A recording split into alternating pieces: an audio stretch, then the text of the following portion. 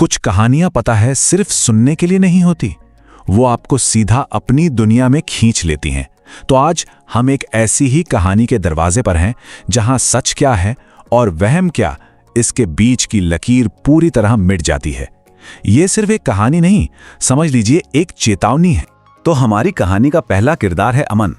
ये वो दोस्त है जो हर डरावनी बात पर बस हंस देता है। उसके लिए ये भूत प्रेत की बातें रात के किस्से हैं जिनका सुबह होते ही कोई मतलब नहीं रहता। लेकिन उसके दोस्त रोहन की आवाज में जरा भी मजाक नहीं था। उसका जवाब ऐसा था जैसे हवा अचानक ठंडी हो गई हो। एक ऐसा जवाब जो आने वाले खौफ का बस एक छोटा सा इशारा था। अमन का ये शक तोड़ने के लिए ही रोहन उसे 3 साल पीछे ले जाने का फैसला करता है। वो उसे एक ऐसी कहानी सुनाने वाला है जो आज भी उसकी रातों की नींद उड़ा देती है।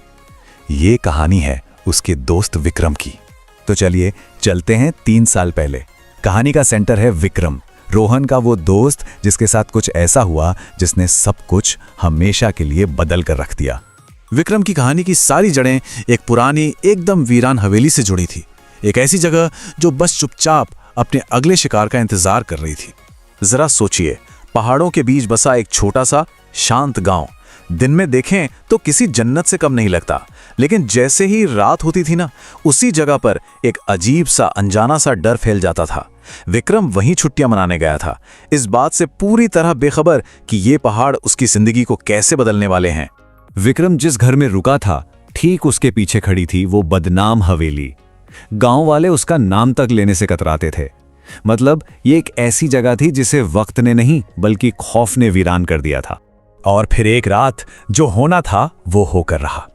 विक्रम रात में यूं ही अकेले टहल रहा था और उसके कदम उसे सीधा उसी हवेली के सामने ले आए। चारों तरफ घना अंधेरा और सन्नाटा था, सिवाय ऊपरी मंजिल की खिड़की के। वहां से एक हल्की सी पीली रोशनी आ रही थी, जैसे कोई जाग रहा हो, किसी का इंतजार कर रहा हो। शायद ये थोड़ी शराब का असर था या फिर उस रोशनी का कोई जादू।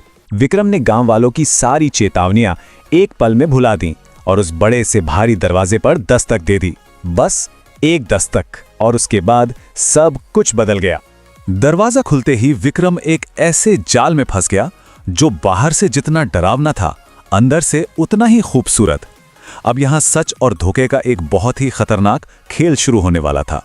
दरवाजा एक बूढ़ी औरत ने खोला जिसकी कमर झुकी हुई थी।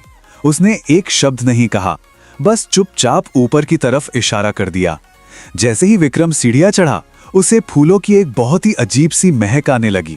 और फिर कमरे के बीचों बीच वो खड़ी थी, एक लड़की जिसकी खूबसूरती ऐसी थी जैसे वो इस दुनिया की हो ही ना। उसकी आंखों में एक गजब की कशिश थी जिसमें विक्रम बस डूबता चला गया। लेकिन जब सुबह उसकी आंख खुली तो साला जादू जैसे टूट चुका था। वो लड़की वहां नहीं थी।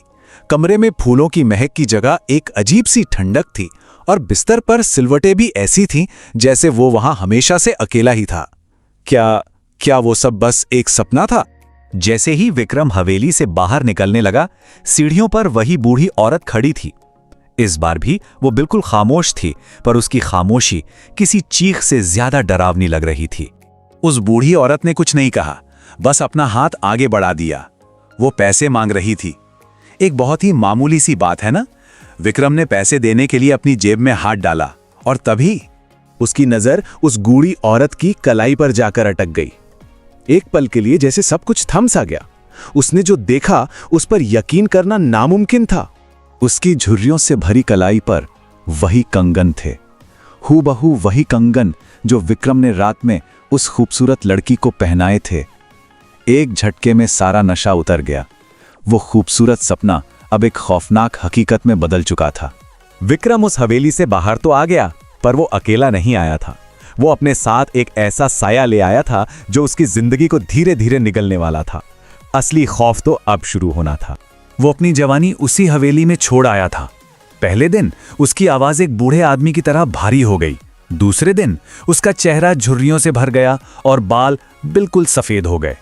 और तीसरा दिन, वो उसका आखिरी दिन था। मरने से ठीक पहले उसने रोहन को जो बताया वो आज भी उसके कानों में गूंजता है। उसने कहा वो कोई लड़की नहीं थी, वो एक बला है जो हमेशा जवान रहने के लिए दूसरों की उम्र चुरा लेती है। तो ये थी विक्रम की कहानी, 3 साल पुरानी, लेकिन उसका डर आज भी उतना ही ताजा है, बिल्कुल उस कमरे की हवा की तरह जहां रोहन और अमन इस वक्त बैठे हैं। रोहन चुप हो गया, पर कहानी की गूंज कमरे में अभी भी थी। अमन, जो शुरू में इतना हंस रहा था, अब एकदम खामोश था। शायद वो इससे बस एक कहानी मानकर भूल जाना चाहता था। और ठीक उसी पल, जब सन्नाटा सबसे गहरा था, अमन के फोन की स्क्रीन जल उठी। एक अनजाने नंबर से मैसेज आया था। मैसेज में सिर्फ 4 शब्द थे, लेकिन वो किसी मौत के पैगाम से कम नहीं थे। आज हवेली फिर खुली है। ये कोई इत्तेफाक नहीं था, ये एक बुलावा था। नया शिकार चुना जा चुका था। तो सवाल ये नहीं है कि कहानी खत्म हुई या नहीं। असली सवाल ये है कि क्या विक्रम की कहानी कभी खत्म हुई भी थी, या ये एक ऐसा सिलसिला है जो हर कुछ सालों में अपना नया शिकार ढूंढता है। और क्या इस बार अगला नाम अमन का है?